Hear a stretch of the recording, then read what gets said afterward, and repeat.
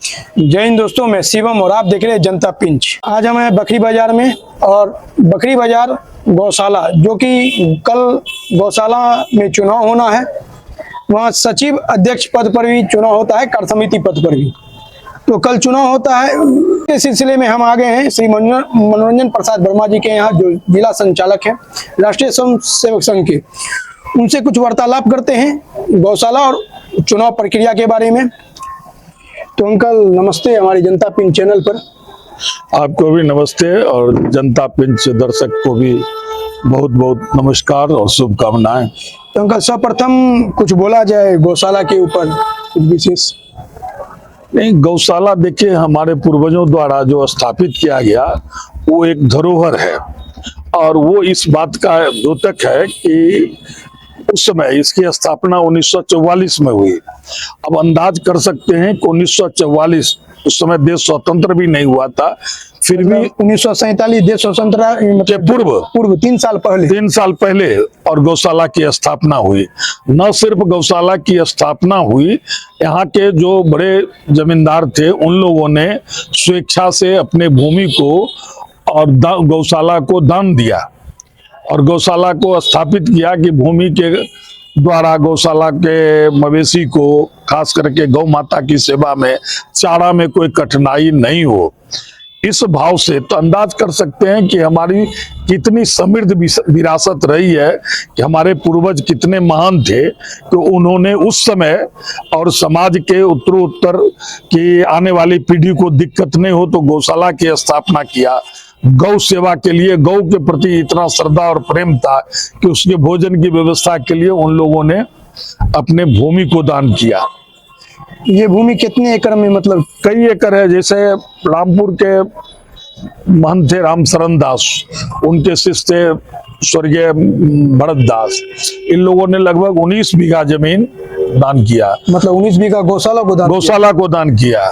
उसके बाद 1.25 बीघा जमीन मुंशी हरबंस साहब मक्काचक के बड़े जमींदार थे, उन्होंने 1.25 बीघा जमीन गौशाला को दान किया।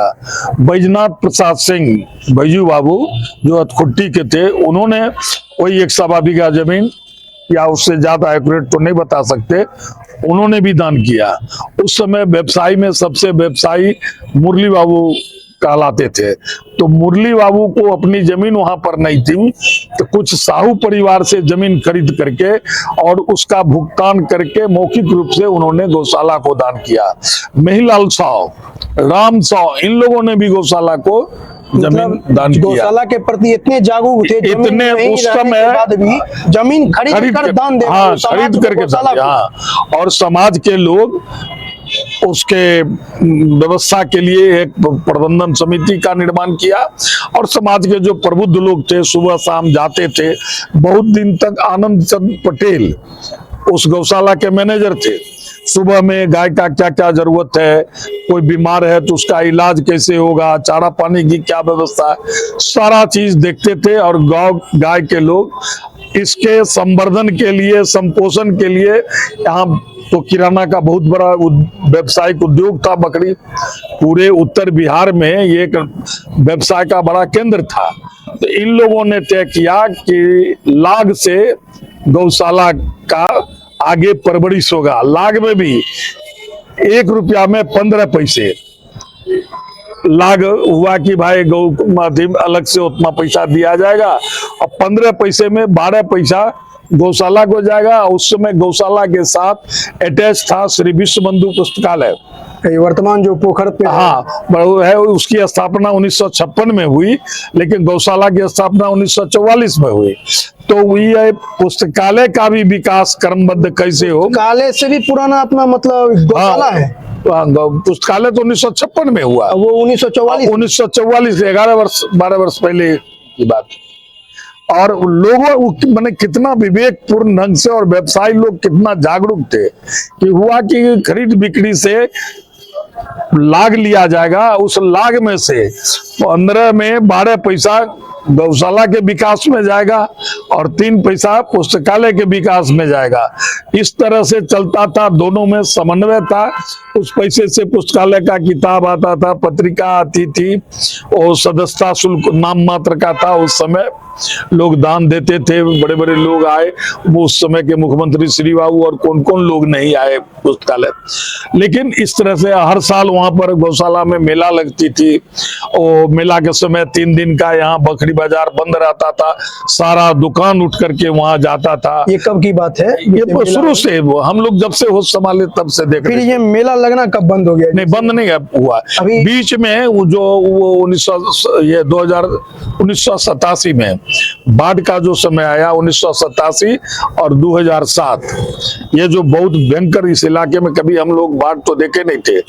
87 में 1987 में जो बाढ़ आया तो उसके कारण, और फिर उससे उबड़ा तो 2007 में बाढ़ आई थी, तो उसके कारण कुछ अस्त व्यस्त हुआ, आर्थिक समस्या भी हुई, व्यवसाय यहाँ पर धीरे धीरे रोड का जाल बिछने लगा। बीच के कालखंड में अपराधी का यहाँ पर साम्राज्य हो गया था, अरुण सिंघानिया का हत्या हो गई थी, तो बहुत सारे व्यवसायी, बड़े व्यवसायी यहाँ से पलायन कर गए थे। तो उन सारे चीजों का असर गौशाला के आय पर भी पड़ा। तब चल रहा था। ये हम बताते हैं कि वो जो प्रबंधन समिति थी तो उस समय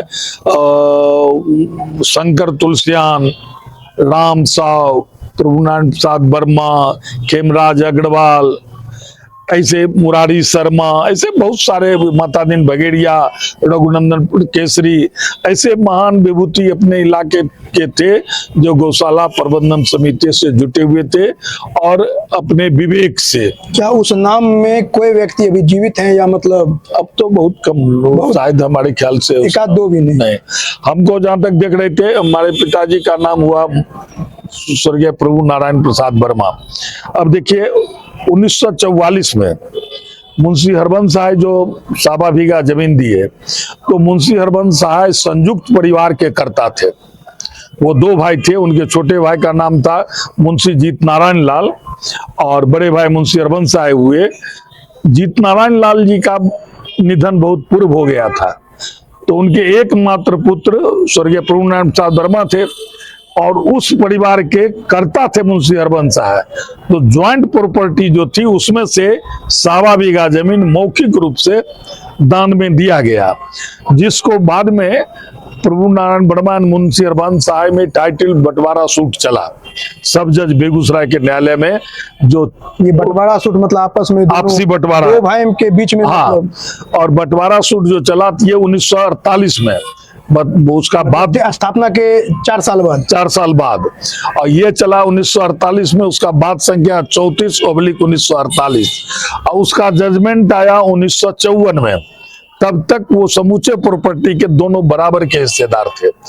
उसमें समझौता में क्या हुआ कि हरबंस सहाय को 2 लड़के थे, स्वर्गीय बिंदेश्वरी प्रसाद और स्वर्गीय रघुनंदन प्रसाद, और हमारे पिताजी एक भाई थे। तो उस समय का जो नैतिक स्तर था इन लोगों का, जब सारी चीज आ गई, 50-50% बंटवारा का फिलोसफी तय हो गया कि आधा प्रभु का होगा, आधा हरबंस सहाय का होगा।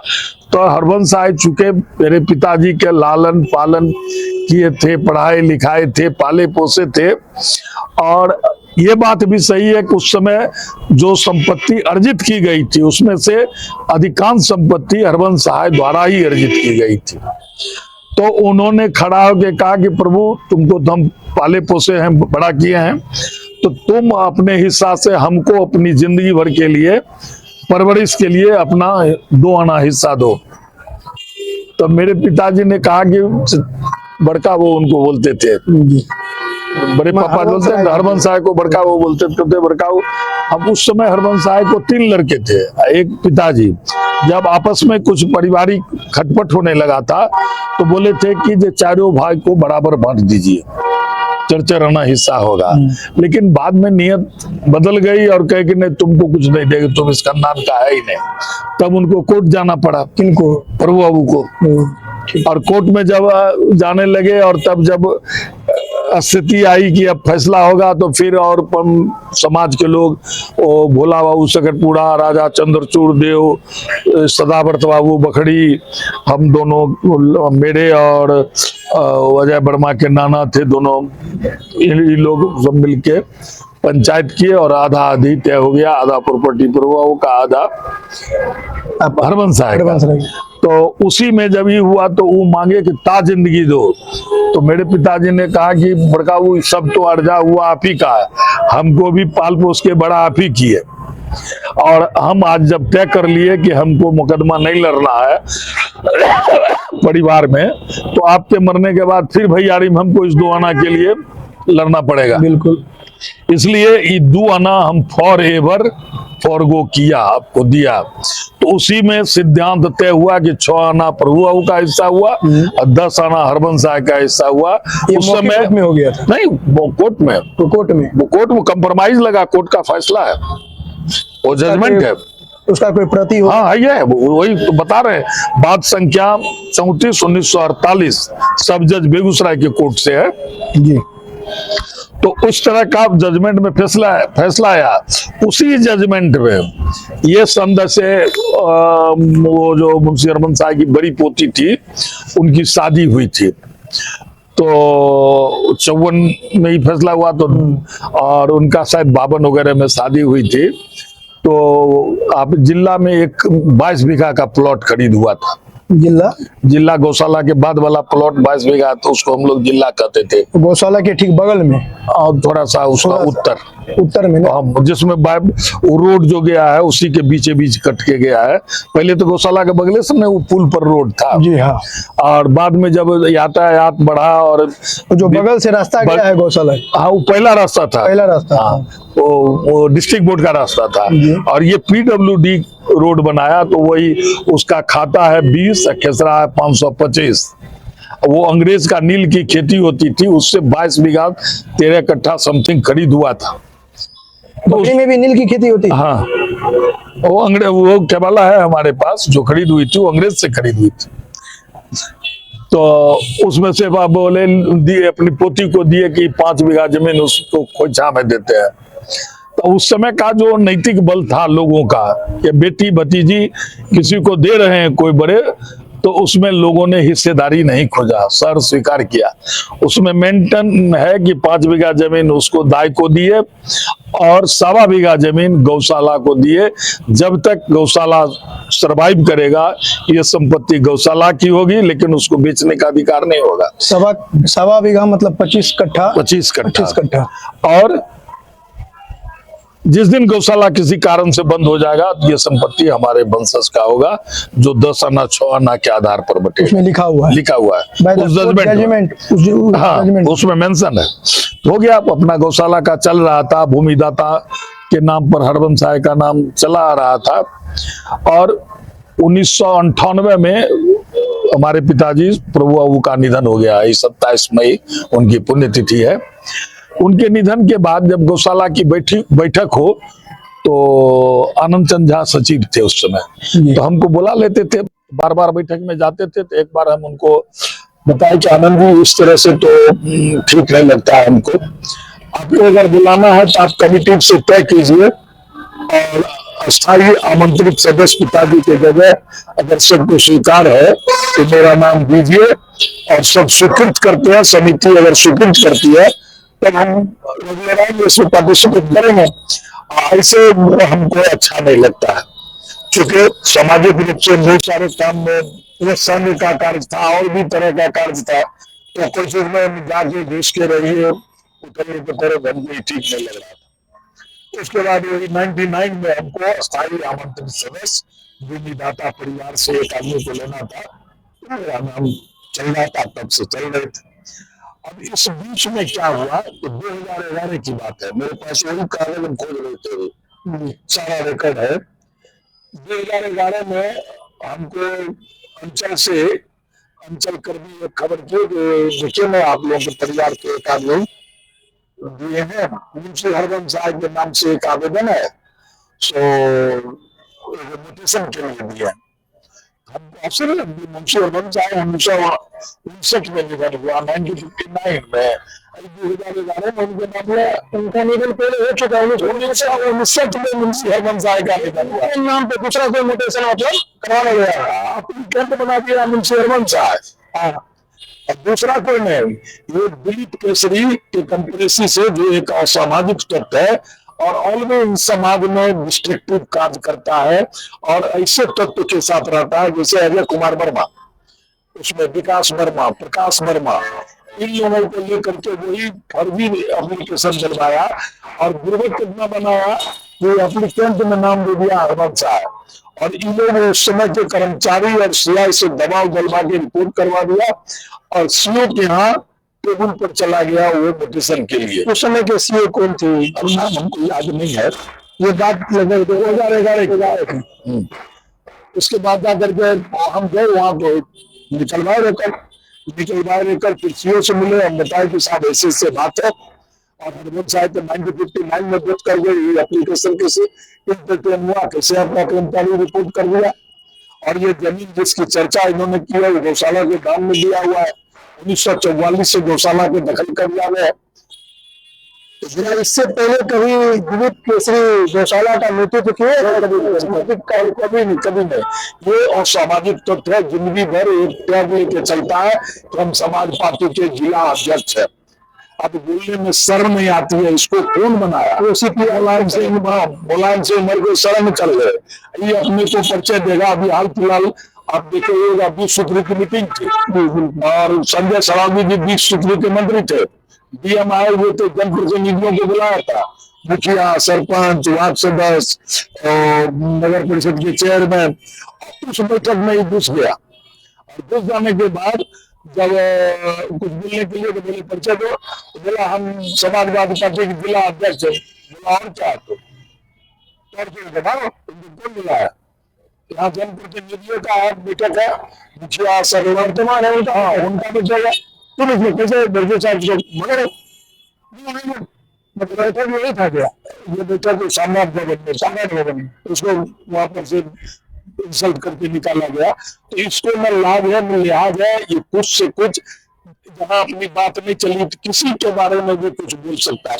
तो अंकल माफी चाहते हैं, एक कल रात में ये पीला कलर का पर्चा हमारे हाथ लगा था, वो बांट रहे थे तो हमारे हाथ लगे। इसमें आपका भी नाम है, इसमें एक आपका नाम है 7 नंबर में है। ये 7 बिंदु का एक पॉइंट, 7 बिंदु का एक है। तो इसमें कई प्रकार का, इससे पहले जो सचिव थे कैलाश चंद्र शर्मा जी, उन पर आरोप लगाया गया है, लेकिन 7वां में आपका नाम है जो वास्तविक भूमिदाता मुंशी हरिवंश सहाय के साथ जिनका आप नाम ले रहे थे, 7 मनोरंजन प्रसाद वर्मा वगैरह का नाम सचिव कैलाश चंद्र शर्मा की नील भगत से जोड़ा गया है, जो कि बिल्कुल अवैध है। ये विशेष बात है, इसमें कैलाश शर्मा जी की भूमिका ही नहीं है। हमारा नाम आपने बोला था आनंद चंद्र झा से, आनंद चंद्र झा जी सचिव थे। ये आप पिताजी का निधन 98 में हुआ था और 99 में बजाप्ता प्रोसीडिंग में प्रस्ताव लेकर के तब उन्होंने मेरा नाम जुड़वाया था और 1999 से हम गौशाला के भूमिदाता परिवार के नाते अस्थायी आमंत्रित सदस्य है। एक और सवाल है, बेसलेस है ये, मैंने उसको क्या कहा जाए, बोलने के स्वतंत्रता। इस प्रकार का पॉइंट अगर हम किसी के ऊपर छाप की हम पूरा बकरी या पूरे बाजार बांट रहे जिसे इस पे मतलब कोई कार्रवाई हो सकता है या इस पर अगर चाहे लोग तो मानहानि का मुकदमा कर सकते हैं। कैलाश चंद्र शर्मा एक ऐसा व्यक्तित्व है जो आनंद चंद्र शर्मा को समय नहीं मिल रहा था और 28 साल उस सचिव रह गए, समझ गए। तो मर्मरिंग हुआ कि साहब आप बदलिए, तो वो खोज के लाए कैलाश चंद्र शर्मा को और कैलाश चंद्र शर्मा जब आने लगे तो डेली सुबह में वो है, रामदयाल केसरी है, लक्ष्मी साहू है, डेली सुबह में जाकर के गौशाला का निरीक्षण करना, कौन था कि क्या मिला नहीं मिला, बीमार है, इलाज हो रहा है कि नहीं हो रहा, खाना दाना बढ़िया से मिल रहा, दूध दुआ गया, दूध बाजार में गया इत्यादि, इन सब चीज को गोबर उठ गया, सब चीज को देख करके और फिर आते थे। फिर बीच में जरूरत पड़े तो ये जाते थे। ये 3 लोग, एक और बाद में नंदकिशोर जी है, नंदकिशोर पोदार, ये सेना से रिटायर नंदकिशोर पोदार जी है, उनको भी देखते हैं कि हर एक मॉर्निंग जब बकरी रहते हैं इन लोगों के साथ गौशाला जाना, गौशाला का निरीक्षण करना और सभी गाय का मुआयना करना, पैसा उनके साथ कैलाश चंद्र शर्मा जी जाते थे। और कैलाश चंद्र शर्मा जी के साथ क्या हुआ कि उन्होंने समाज के लोगों को जोड़ा, जनप्रतिनिधियों को जोड़ा, सांसद विधायक को जोड़ा, और उस तरह से उनसे अनुदान लेकर के, बिहार सरकार से अनुदान लेकर के आज गौशाला का जो पूर्व की स्थिति थी उसमें आमूल चूल परिवर्तन लाया। भवन का अंबार लग गया। दूर से ही लगता है कि जो धरोहर हमारे पूर्वजों ने खड़ा किया था उसमें 4 चांद लगाने का काम कैलाश चंद्र शर्मा ने किया। और हर कर्म पर वो आदमी कहता था कि अब किसी दूसरे को मौका दीजिए, लेकिन पूरी समिति सब खुद कहते थे। हाँ, वो कहते थे कि किसी को हमको नेपाल लगता है। कितने वर्ष, मतलब कितने टर्म रह चुके हैं सचिव? कई साल से है, कई साल से इसमें कोई बुरा नहीं है, लेकिन हर साल समिति जबरदस्ती सर्वसम्मति से उनको ठूठा दाब के 1 साल में होता है या नहीं? सुबह 3 साल में होना चाहिए, उसका बायलॉज है। लेकिन क्या पुस्तकालय का एक अपना संविधान है। और आप देख रहे हैं जनता पेंच।